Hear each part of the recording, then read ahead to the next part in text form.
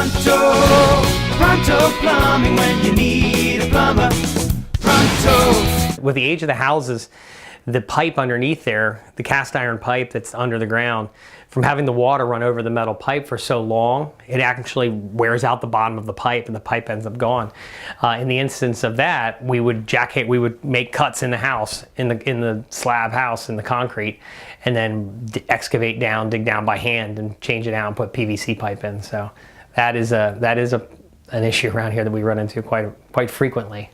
So we have a team here set up in-house that will actually excavate the area that has been compromised, dig down to it and replace the section or replace the entire line with PVC pipe.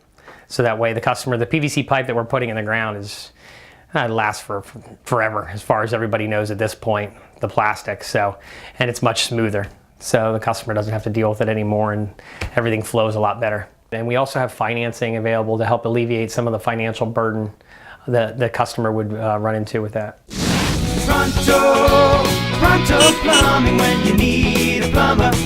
Pronto Plumbing.